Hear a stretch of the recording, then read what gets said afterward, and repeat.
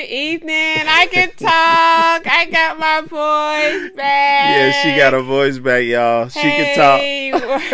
I am back and have a lot to say. You see, she came. She couldn't even let the whole intro get finished before she was ready to talk. Hey y'all, how y'all doing tonight? We are the Hardmans. What's up? What's up? What's up? And we are a united front. United front. Yes, Yeah. Those that do not know, we have been married for 15 years. Yeah. And we host a show every Tuesday night, 7 p.m. Eastern Standard Time, entitled Ourbondlive. Right. It is, we discuss trending topics. Yeah.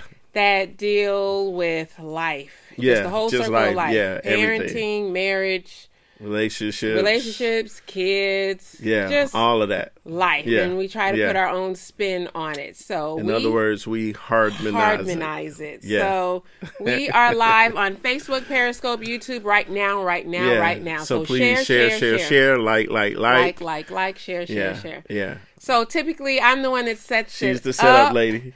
Yes, and he's the closer. Yeah. And I just put my comments in between. And prayerfully, this just blesses your life and you learn something. Yeah, we always come from a positive perspective.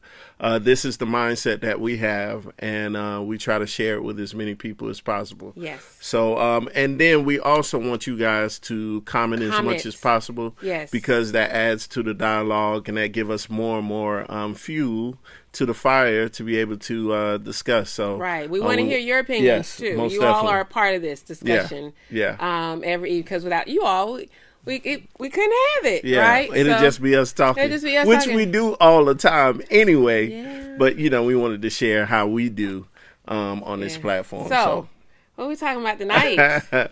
We're talking about Colin Kaepernick. However, but the topic is, do you deserve or do you get second chances? Yes. Do you can you accept or give? Should you accept or give second chances? Or should you allow second chances? So it's going to start with Kaepernick. Yeah. But it is so much deeper, than that. So let's just delve right in. Okay. So Colin Kaepernick. Now, if you don't know, set us up. If you don't know who he is, you have been living under a rock, especially for the last 3 years. Yeah. But it's okay. I'm here to help you. I'm here to let you know who he is. Yeah. So, because she don't watch sports like that, but she know Colin Kaepernick. She had a little crush on him. She liked his arms and stuff like that. I just like the arms. I love chocolate. Yeah, she liked chocolate, but that's a little French vanilla right there. Yeah, so, but at any rate, okay, he played for the 49ers. In 2000, he started in 2011. He was their quarterback. 2011 to 2016. Yeah. 2016, he decided to kneel during the national anthem. I heard that it was actually a veteran that suggested gave him that idea. Because it's a silent protest. Yeah. And what he was protesting was police brutality. Yeah. But because of that, that's why I said, if you don't know who he is, you have been under a rock for the past 3 years. His NFL career kind of halted at the end of the season, and he was blackballed. So no one in the NFL community would hire him. So he has not been playing football for the past 3 years. Yeah. Now, okay. During that time, she know a little something. Go ahead. You're doing good. He's not interrupting me. Can you? Okay, well, keep going. Let's wait. Let's see. I still have more to say. So, during those 3 years, however, when folks wrote him out, he was blessed. He did file a lawsuit, right? Yeah. And he got money from that, but he had endorsements and all that. Money was still coming in. Yeah. He was also given money, right? Yeah. He was also helping people during this process. Yeah. But we know his first love and his true love is football. Because he's been working out for the past 3 years. Yeah. Fast forward to this past weekend. Mm-hmm.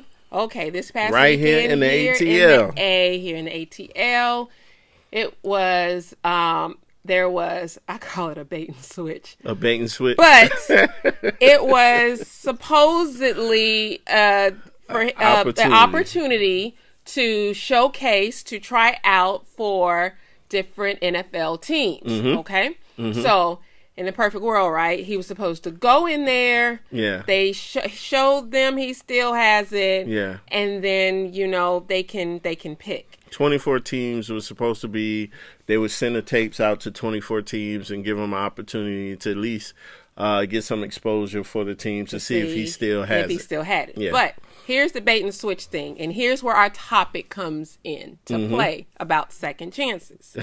Okay. Now, we know he was standing for, the police brutality and all that stuff. And then he was blackballed. So the NFL hurt him, really hurt his heart, really hurt his pockets. Yeah. 32 teams would not pick him up. Yeah. Hurt his heart, hurt his pockets. Yeah. And they were willing, in their mind, to give him a second chance. Yeah. Now, the bait and switch is they had a lot of stipulations. They were trying to control the environment. Entire environment. Okay, they're trying to control the environment. They didn't want his team, his media, his people, other media, outside folks to video it.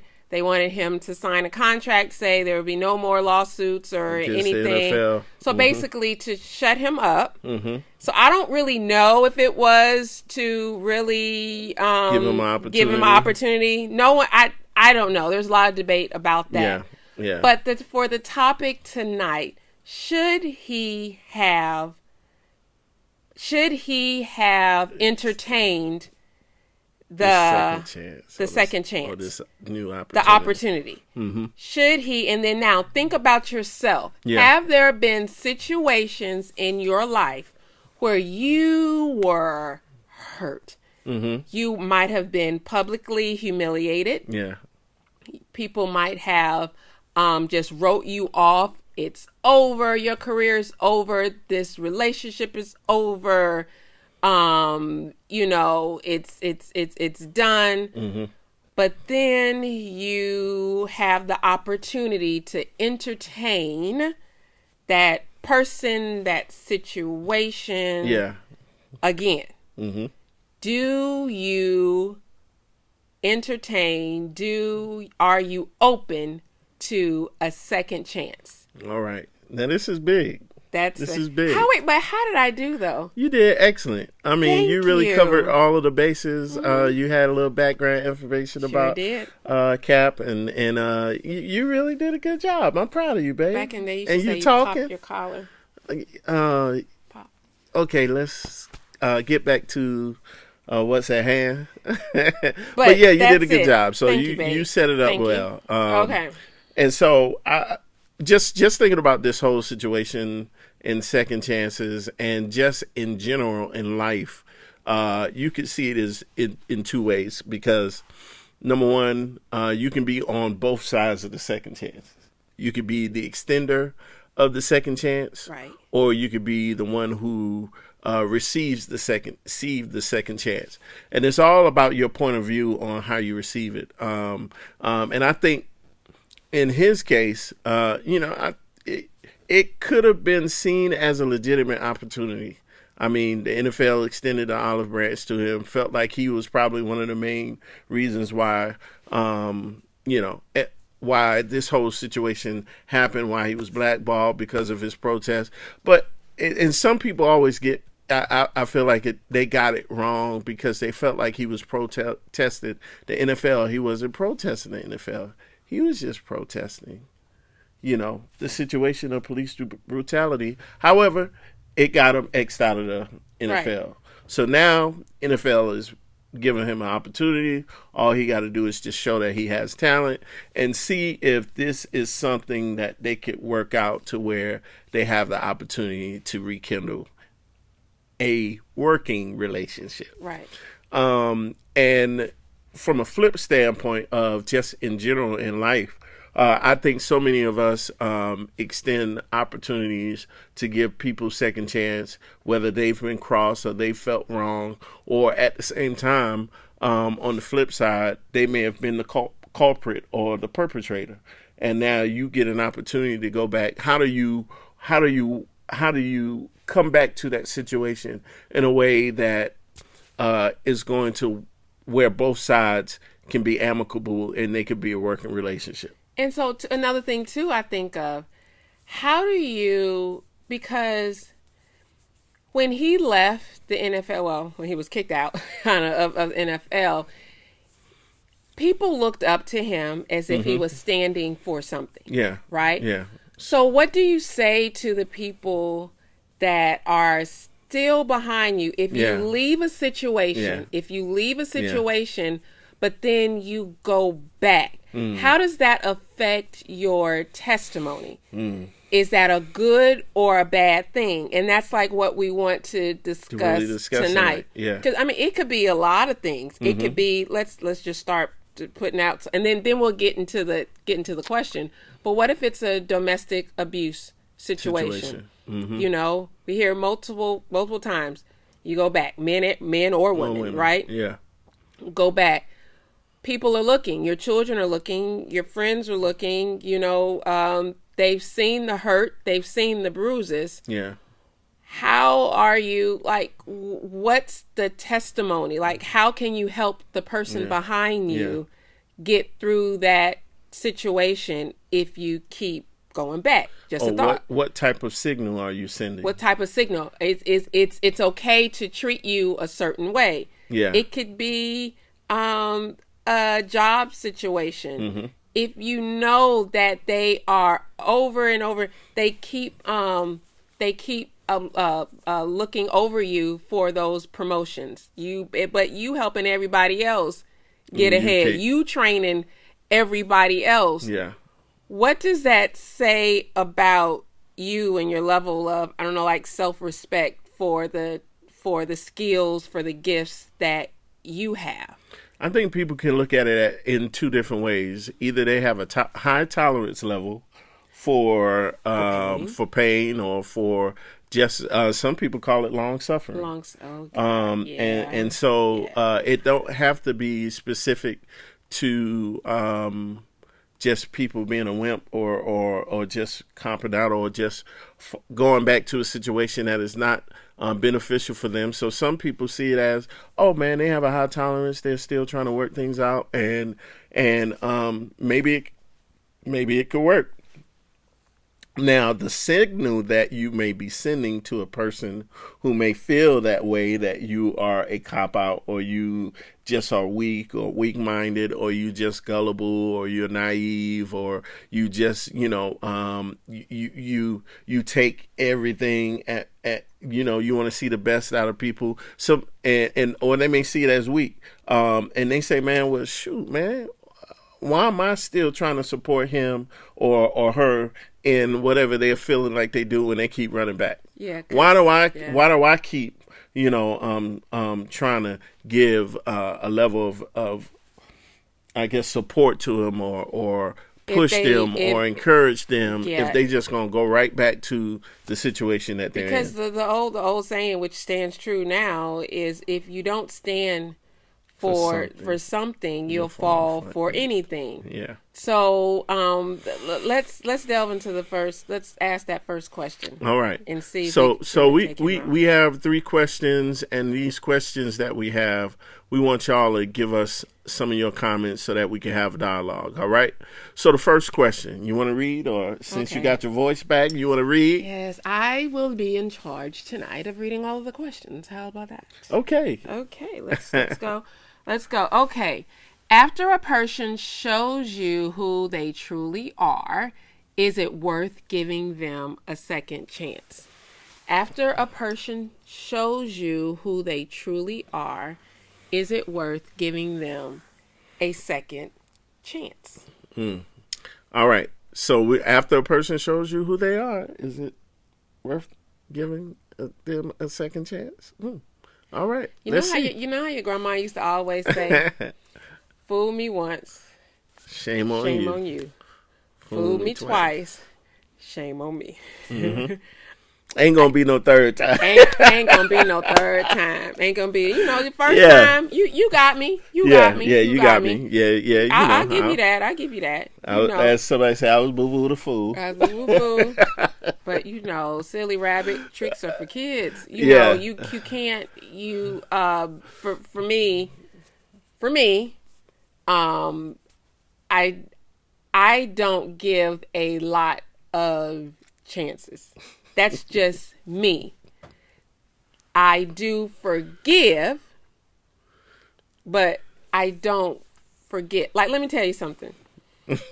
You say, I was trying to tell my girls this the other day. Now y'all, get your comments ready and answer the questions. I was telling my girl this the other day, or whatever, because we were talking about like forgiving people and stuff like that. You should forgive, and there are some situations where I'll give someone a second chance. Like someone, everybody got that thief in the family, right? You got that one person that kleptomaniac. You should not leave your purse nothing or your wallet around it. And then, like, when they come over to the house, you gotta hide. You gotta hide your valuables, right? Everybody got that in their family. All right. So if you know they got issues with that, why would you leave your money and your stuff out in the open? And then when it's gone, you be like, I don't know why. Then you mad at them. I mean, you know what type of person they are. You know what type of person they are. So it's just like, but you still love them. Yeah. They still round. Because they family, right? They still come around. You don't have to have them around all the time, but they're still family, so they're still in that environment sometimes, right? But you just have to be strategic. You know how to handle the situation. And how to deal with them. Yeah, and I see this when a person shows you who they are. I'm trying to be I want to be as diplomatic as I possibly can, because I do believe in second chances. I do believe in third and fourth chances. But what does that mean in it as it relates to your own personal relationship with that person? People can be extended multiple chances, and if I went to biblical on it, Peter asked Jesus, how many times do I have to forgive my brother if he does something against me? 7 times? And Jesus said, 7 times 70. And that's big. That's if you think about that. 490 times. Now, what he was saying is that forgiveness should always be extended. That was the premise behind what he was saying. That forgiveness should always be given, because I think, and this is why I think I give more and more chances. I may be a little more diplomatic or more gracious in my extending of forgiveness, because I know that people still have opportunities to evolve, and they have opportunities to grow. Now, how you deal with them from the beginning standpoint and how you deal with them after you've been offended or something has happened to you can be up to your own interpretation on how you handle those parameters and boundaries. However, I believe that you should be able to extend the invitation to them. Now, some people say, well, what if they keep doing the same thing over and over again? I've heard people say, well, I'll give you, an opportunity to get back, but you ain't going to keep coming back and keep doing the same thing. So if you're going to make a mistake, let it be something different than what the mistake was that you made the first time. Right. So I understand that too. Right. I think there's a level of tolerance that we can have, and it all depends on our love for that person. Too, or the level of love for that person. That's what I was about to say. It's the depth the depth of the situation. Yeah, in the depth of the situation. Because it could be a coworker that you have no love for. It's easy to just, cut them off. Yeah. But what about your child's father? Yeah. What about your mother? Yeah. What about, you can't cut them off like that. We have a comment. You read it, baby. Okay. I think my Q Hammer. All right. Great example. Don't you mind if I use it to make the same point? Thank you. Okay. All right. You're welcome. Appreciate it. Good. But yeah. But like the depth of your love and the depth of the situation too. Yeah. Because when loved ones are involved, it's not just how you feel. You have to think about the totality of the situation and how it affects everyone. How it affects everyone. So that process, I feel, takes longer. Yeah. If I don't know you, I could. Okay. Yeah. The leash could be real short. Yeah. If you don't have like a bond or relationship that you've built over a period of time, and so you can kind of cut people off a lot quicker than it is when you've built a long lasting relationship with that person, and there's a love that's been there, an affection that has been there, and that person has now offended you or just broke a level of trust. It all depends on what it is. And then it all depends on where you are in that forgiveness stage. Because it could be something that is totally, and I'm trying to think of an example of where you would not extend, that level of forgiveness. Now, granted, we could talk about so many different issues of when the young man whose brother was killed by the police officer that went into his brother's house and shot him while he was eating ice cream, and he said, "Can I give her a hug?" Now, I don't have that's love. That would be only the type of love that God can give that's you only. To be able to extend that type of forgiveness. Or it might not have been forgiveness. It could have been just, extending love to that person because maybe they feel for the situation that's going to come as a result of what they've done. And some people can just have mercy on the person based on the consequences that's coming as a result of what they did. So and a lot of times too, you can have compassion for people, and I think more so we have compassion for people, and we're more extended to give second chances when it don't directly involve us personally. When it involves us personally and there's a deep hurt and there's a deep rooted issue that was now, that happened against us, we are more inclined to extend forgiveness when it's just more so superficial and on the surface. But when that thing cuts deep, now you got to really dig deep to come to the mindset. Am I going to really forgive this person? And what does forgiveness mean? Forgiveness doesn't mean that every time I see you now, or every time you remind me of something that is going to put me back in that mindset where I bring that thing back up. Yeah. So you got to understand what the parameters is of what true forgiveness is. And then, the question is, do you, after that person has showed you who they are, do you still extend a second chance?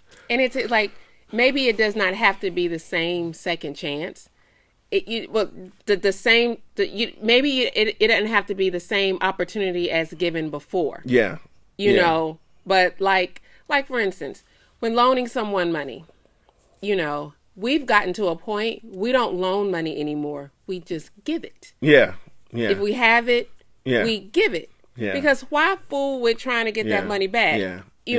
If you so it's like we changed our mindset about it because then if not, we'll be mad with the people. There will always be that point of contention. There will always be awkward experience with that person, knowing that person still owe you. But then, so we've come to, give freely. We've come to that conclusion. So it's like and maybe no strings attached. No strings attached. So maybe sometimes you have to, after you have fully forgiven. Yeah. It's like, how do you fully forgive? Yeah. I remember one time I was talking to a group of women. It was they was a mixture. Some were married, some weren't, or whatever.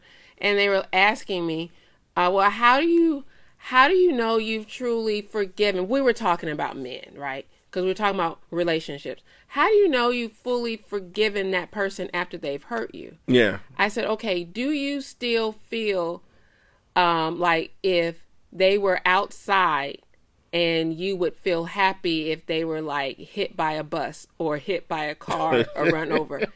And then a couple of them like, ooh. Yeah, okay. I hadn't forgiven them. So the point was, I try to use humor when I'm just trying to explain stuff, but the point is they still affect you. They still get that rise up in you of disdain or hurt or or sadness. If you don't feel like if you don't want that person to prosper, you know, it don't have to be in a relationship. It could be someone that just did you wrong, did your child wrong, stuff like that. If you watching them on social media and you see that they are prospering and you get upset, you hating on it, you have not forgiven them. Yeah. If you see they are in a new car or they are in a new relationship or something like and that, it's still bothering you. You have not forgiven them. The point that you can even start the question, to start to answer that first question of if they've, you know, basically, what was that question? Like, fool you once? You have to forgive them first before you can entertain. Okay, they showed me who they truly are. I forgive them. Yeah. But now they are in need of something. Yeah. You know, I can or cannot help them, and it will not affect me. Yeah. That forgiveness is very serious because what they say when you don't forgive, unforgiveness is like drinking poison but expecting the other person to die from the poison that you're drinking. So, where you read that from? So I've just heard that. Oh. I've just seen that and heard that. Wow. And your unforgiveness is drinking poison but expecting the other person to die. To die from what you just drunk. Yeah. Yeah. Because and so all of it you. is doing is poisoning you or causing you to have more issues. So to give second chances mean that you give an opportunity to you give leeway for a person to make more mistakes. And that's a vulnerability that you have to have to know that, hey, I'm opening up myself again with the probability that I could be hurt again. That and you're strategic in that with it this time. But what you do, and I really believe that, you know, sometimes if you're gonna be forgiven or give forgiveness, then just give it. And don't give it with conditions. Because if you give it with conditions, when those conditions don't happen or when those conditions don't stay the same, now you're still stuck in the same place. It's not true forgiveness then. It's not true forgiveness. I.e. Kaepernick. Yeah. They extended the olive branch with conditions. Yeah.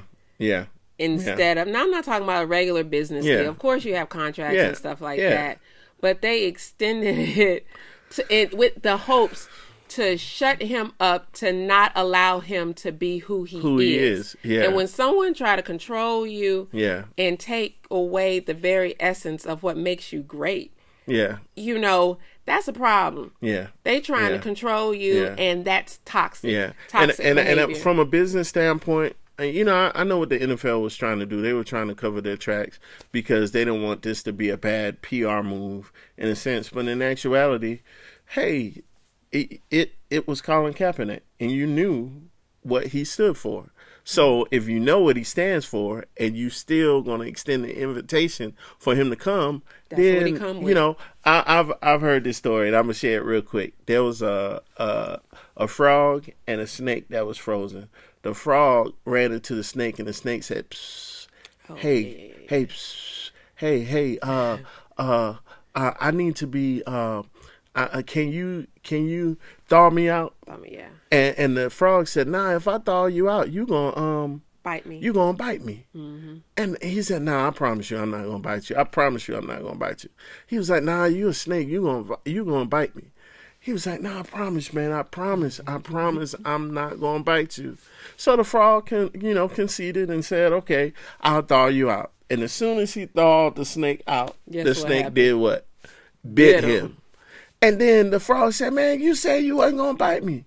He said, "You knew who I was when I I was a snake. You know I was a snake when you." So, and you can't get mad at the snake either. That's the snake in a sense. That's just who they are. And in some instances, there are people who are snakes out there that, if you're gonna give the opportunity and extend the olive branch, be expected to be bit. Mm-hmm. You know. However, if it's true forgiveness, you understand that the propensity of you getting bitten was going to happen. So you know what true forgiveness is to me in my book? Giving leeway for someone to make a mistake, even though you knew it was going to happen. That's true. I feel like there are moments where I've known that people were out there that didn't mean me no good, but at the same time, because I was a loving person and I forgave them even for what they did, I said to myself, you know what? This could come back and bite me. However, because of my heart is big and I really want to extend what true forgiveness is like, I'm going to give it. And I see him doing that sometimes. And it eats her up inside. In me, I cringe. But you know what? You know what, wives? I can't nag and argue with him. He's his own man. Yeah. He gonna do whatever he want. Yeah. And I won't say, well, I told you so. I told you so. Yeah. But then sometimes it teaches me, because I'm like, he was nice to that person and extended that, and he know they wrong. But sometimes they're blessed, and they can change a little bit for that moment. Yeah. Maybe he had to help for that moment. I'll just say this. There are times where I extend it because I really feel in my heart that me being able to extend this level of forgiveness could hopefully be the linchpin that will actually move them to change. And knowing that I can't make anybody do anything that they don't want to do, but just in my heart, I just, I'm a very optimistic person. That's why he a pastor, and I'm not. I am not. But there are some things that she helps keeps me she helps reel it in a little bit to help me. I show him logic. She shows me logic, and I try to use wisdom in the sermon and everything I'm doing. But at the same time, I feel like, from that perspective, there's a level of forgiveness that you give, and you don't expect nothing back when it's given. As a matter of fact, the forgiveness is more so for you so that you can move on than based on... That's a good one right there. Then for them to think that they got to come back and apologize to you, You just said something right. That's why he's a pastor.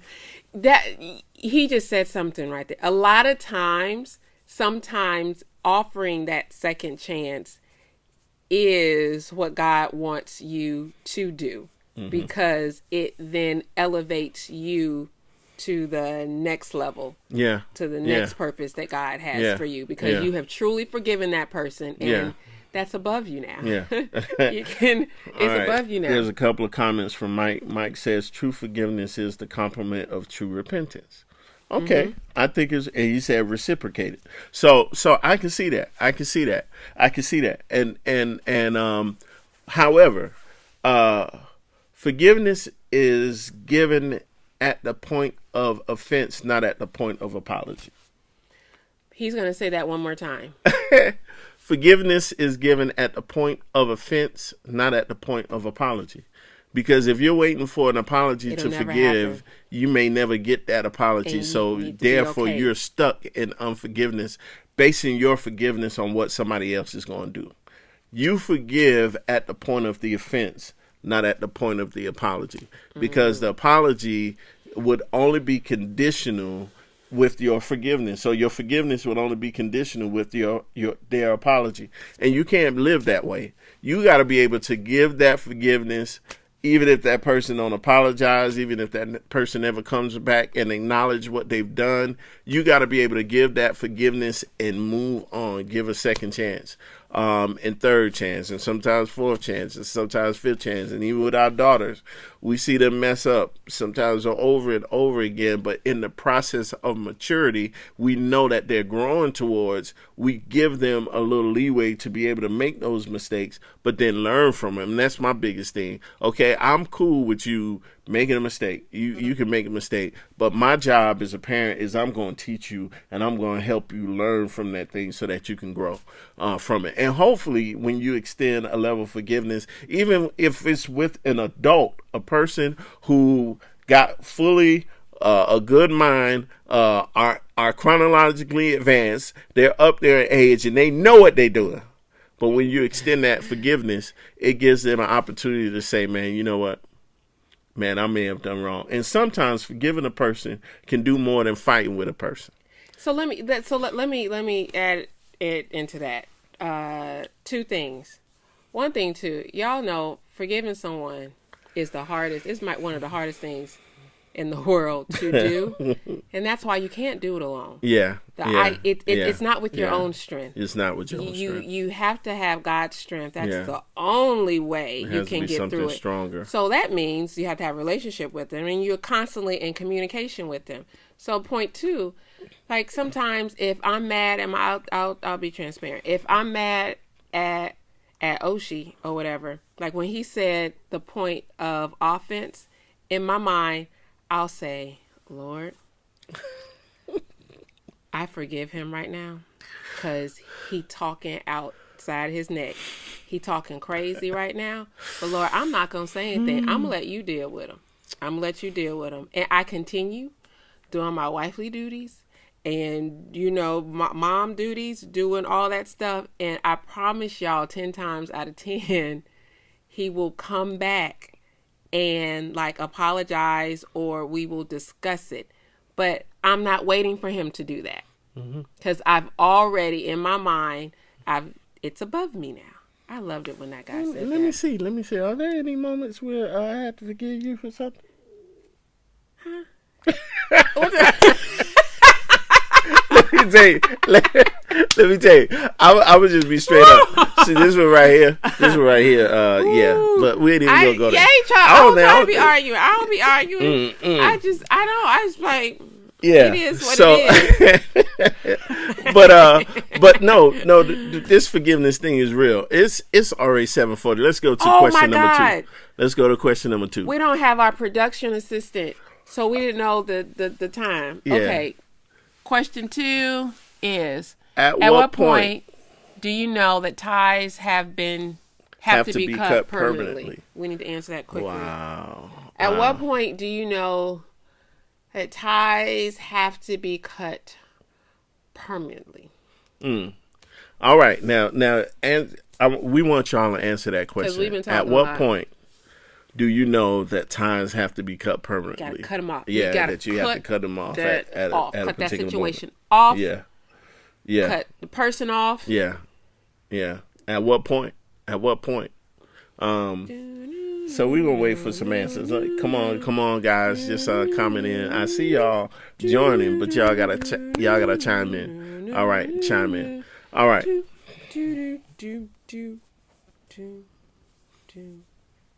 All right. So I'm gonna just say this: At what point do you cut ties permanently? Permanently means not going back. I'll say this: It's over.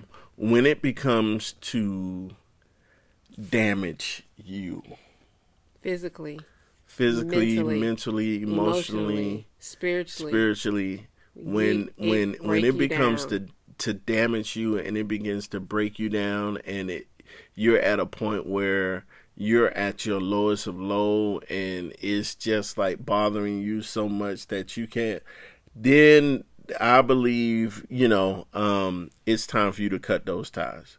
It's time for you to just say, you know what, I can't do this. I can't be able to progress if I continue to stay in something like this or extend those things, because when it becomes detrimental for you and you just have gotten to the point where that person or that issue or that situation that has been done to you has gotten you to the point of where you're not even yourself anymore. That's good. Where you're not even yourself. You're not even yourself. You're not eating. You look like a ghost. You're not functioning in a healthy environment. Yeah. It becomes forgiveness. When you forgive, you can forgive and still deal with people, but then there are sometimes where you just got to forgive and move on and never look back at that situation again. Because for you to look back at that situation is going to be detrimental to your progression and to you getting to the place where you need to be. And that environment is a toxic environment, and there is no good that's going to come from the relationship. And that person has shown you who they are, and they've constantly, even after you've extended over and over again, it's almost better for you to cut ties and love them from a distance and just keep on moving than to be in a relationship that causes you to be debilitated and paralyzed, and you're not even who you are. You're a shell of yourself, and you can't function properly. That is the time to cut those ties. So we've seen people that exhibit all of those symptoms he just mentioned. Yeah.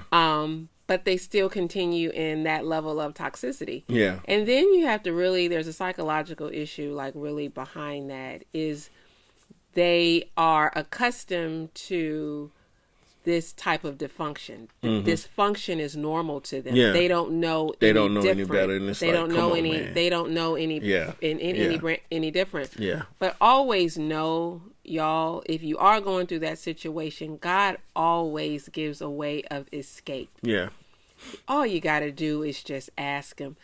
Being depleted emotionally, financially, physically, spiritually, all of that, that's not normal to where you can't function. Now, there's some things in life, like job layoffs. We've been laid off before, right? You know, going through some financial hardships, sickness in your body, things like that's just life, right? Yeah. But when it is caused by a certain person or certain people, and all you gotta do is remove yourself away from that, and the environment is better. That's a toxic environment. That's a toxic that environment you have to reevaluate and love yourself more than that. Yeah, and you have to find the love.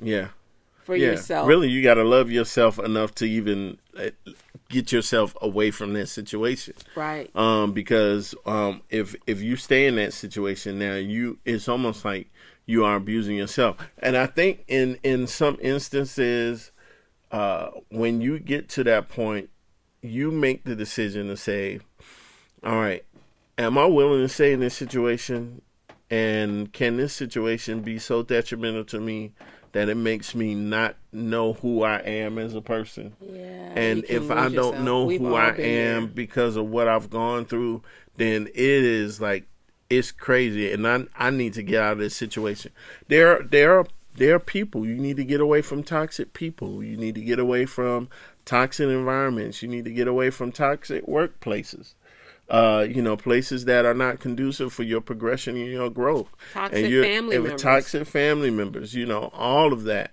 To really, sometimes because you're living in dysfunction so much and because you've been so accustomed to what has been going on, you almost begin to think it's normal, and that's an issue. So we have to really find ways to break away from that. Right. We was at a wedding one time. And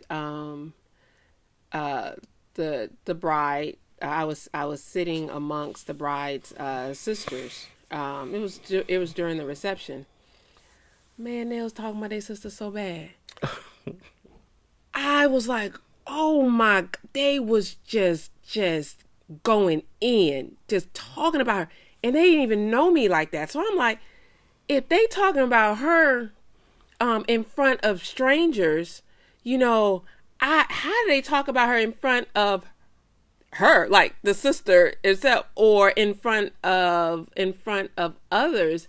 And I was like, if you got family like that, who needs enemies? Yeah. And it explained, when I saw that, it explained why she was the type of person that she was, because all of her life she had to fight, it seemed. Yeah. She had to fight because of that environment. Yeah. And I was even more happy that, she was kind of, how you leave and cleave, getting out of that situation to be around toxic people. Yeah, those situations could be very detrimental. Mm-hmm. And you got to find ways to alleviate excess baggage. Let's go to that third question. All right. Third and last question.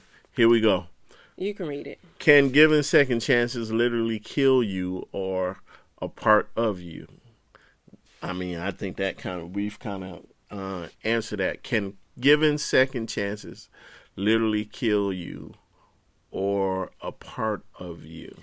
So let me and I'm sorry, y'all. I got my voice back. I'm just really talking a lot tonight, baby. You baby. carrying it, But carrying. I just when I read that question with me, I thought of that baby, Alexis Crawford. If you don't know who she is, she's the Clark student whose roommate and roommate's boyfriend was charged in her murder. Now we don't know all the specifics. We know some. And I was talking to my college roommate about the situation. I was like, "Girl, we protected each other. I mean, we didn't go nowhere without each other, you know, and we loved each other that much. Could it have possibly be, you know, there were some situations where she had to file the police report on the roommate's boyfriend a few days prior, but could she have thought, because her and her roommate were like really good friends, they had at least what she thought. What she thought. The family thought too, right? Because they had holidays together and stuff like that. Could she have extended a second chance, a olive branch, you know, to her roommate, thinking that, okay, she loves me just as much as I love her, and it literally killed her. Yeah. You know, I just think, I think of the women too that sometimes go back, and my heart just goes out to just situations like that. And it's like, sometimes, like I have to tell my girls, you can't automatically assume that someone cares just as much as you do. It's their actions. And if you ever feel uncomfortable in any situation, get out. Get out. Your parents are here. You know, we're always just a phone call away. And I just, you know, I just really think about that. A lot of times we feel that others should feel the same way that we feel. Others should look at situations just like we do. It's not going to happen. And that's not the case. Even our closest confidants sometimes, even our family or closest friends. So that question, yes, giving a second chance can literally kill you. The preacher in me just it just, something just welled up on the inside of me. Jesus loved us so much that it literally killed him. It did. Just think about it. And that was his purpose. That was his purpose, to die for us. But so his love for us actually killed him. But then you have to think, if they did it to him, the one who was perfect, flawless, loved unconditionally, what make you think that it won't happen? That it won't happen to you? Yeah, yeah. And this is the seriousness of what that means. Going back to Colin Kaepernick, you know, he made the decision to go out, but then when the conditions weren't right, because he saw that there were some controlling aspects of him even being given the opportunity, I think it was more so him just saying, you know what, I'm not going to allow a situation that was trying to control me again. And that's from a business standpoint, and we know that business standpoints and relationships differ from different aspects. However, you gotta now enter things with a level of wisdom that will give you a level of discernment on what you're doing moving forward. I think I love people so much that I give them multiple opportunities. And I love people because I want to see the best in that person come out. Yeah. And I'm willing to even sacrifice some of my comfort or my level of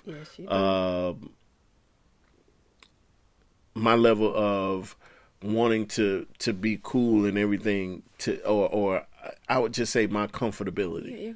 My comfortability to be able to extend something to another person to see them win. because I know in the end, by me being who I am, I'm going to win regardless. And that's just my nature. I'm going to win.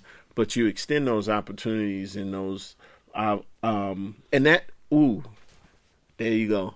You got to know who you are. Don't tell me now. It's coming on me. But you got to know who you are. You be kissing me.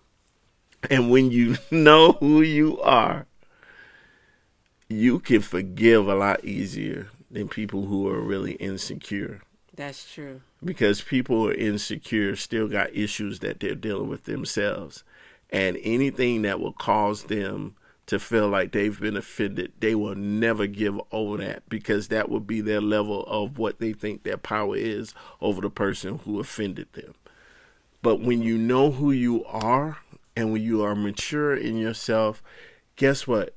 Your forgiveness is given freely, because you have an understanding that me and who I am will never be dictated by what somebody else ever done to me. I know that's right. I can still grow. I can still progress. I can still get to the next level. And even when that person offends me or trespasses against me or does things against me, that will still won't limit me from me getting to where I need to go. And I believe when you begin to really become mature and you begin to know that the type of person I am can overcome any obstacle, guess what? Now your forgiveness is given freely, and you give second chances. And nothing can happen to you to the point of where it kills you to where you can't be functional. Right. I believe this, that some people, it's all about your mindset and your mentality when you give that forgiveness or you give that second chance. When you give it and you give it freely, and you know that my forgiveness is not based upon your apology or you coming back and saying I'm sorry or you coming back and trying to become friends with me. Nah, who I am was who I am before the offense even happened. And I'm going to get to that next level regardless if you with me or you against me, but you can't stop me from me getting where I need to go. And I think that level of forgiveness, it helps you to grow and mature. And you say, you know what? All right, I'm good. I forgive you. I'm going to move on. Mm-hmm. And I'm going to keep on moving into the direction that I believe is going to be my destiny. So I think when we do that and we're able to forgive and we're able to extend second chances and we're able to love even without condition, then there's a level of growth and maturity that you're living in that is really limitless. And you're walking in it. Yeah, like, you're walking in it. I tell my girls all the time. I would say my girl. I tell our girls all the time. You're a Hardman. You heard say that. Yeah. You're a Hardman. Yeah. You're a Hardman. Yeah. And you individually made. You're unique in your own right. You're wonderfully made, fearfully made. Fearfully made. And you're walk perfect. in it. Walk in it. And when you know who you are and whose you are. Yeah. Then nobody can tell you anything. Yeah, they can't stop you either. It's not being arrogant. Yeah. It's just, I'm a child of God. Yeah. I'm Ebony, and this is Oshabar. Yeah. Oshabar. Yeah, this is who I am. That's who he is. And I love saying Oshabar. And I love saying Ebony. That's who I am. Mm-hmm. And you get what you get what you get. Yeah, that's who I am. But you have to be satisfied in yourself. And love yourself. To be able to extend love and forgiveness to other people. Mm-hmm. A lot of times we hold ourselves in contempt. We hold ourselves guilty for things that we've done. And then because of that guilt is overshadowing everything that is around us, we don't even want to extend forgiveness to anybody else because we haven't forgiven ourselves. And so and people can pick up on that. They can sense all of that negativity and that dysfunctionality that's in you. So when you begin to say, you know what, I am who I am. I've been made who I've been made to be. There are some things that I'm learning about myself that I love me. All and I'm going to grow. Flaws and everything. All experiences, everything made you to who you are today. Who you are. And who be you thankful are. for that. Be thankful for that. Learn from it. Grow from it. But don't let it stifle you or debilitate you or depress you or keep you in bondage, because nothing can really keep you in bondage except what you keep in bondage in your mind about yourself. Your perception of yourself will determine where you go. And I think the more we get to that place of saying, you know what, I'm forgive, and yeah, that brother, that sister might have done me wrong, but you know what, that don't have no bearing on where I'm going. Not at all. It's all about your viewpoint and your vantage point. Matter of fact, I learned something as a result of this. Now let me take what I learned and use it as fuel to take me to my place, my destiny. Put it in your toolbox. Yep. And that's the part. That's the part of life that we all need to learn about. 7:59. So we got good. We did good. All right. So y'all, was this good tonight, y'all? Like or hit, show share, a heart like, or all something, that. and let us know if it was good tonight. If this blessed you, I really, really, really pray that this blessed y'all. I really, really pray this blessed y'all. All right. Do we have anything else we want to share? Oh, don't forget. Oh, well, we are looking forward to the couple's holiday celebration on December the 14th. So, yay! December 14th. I'm so excited. 7 to 11. It's going to be a fun, elegant affair. Yes, we're going to have opportunity to eat, fellowship together, have fun, laugh, all that. Yes. So in the company of y'all loving for couples. Buying the tickets. We love y'all, and y'all have gotten some emails and stuff from us. So we're looking forward to seeing y'all. Yeah. 4 weeks away. 4 weeks away. All right. Thank y'all so much for tuning in. Yeah. Share this. Share, like. Sorry I was talking so much today, but but she had to get it out because she was. I had to get it out. Yeah, she had talking. Yeah. Oh, man, I didn't know I talked this much. But that's good. You was carrying it today. I carried it next week. You did it. You did it, baby. All right, guys. Love y'all. See y'all next Tuesday. Good night. Peace.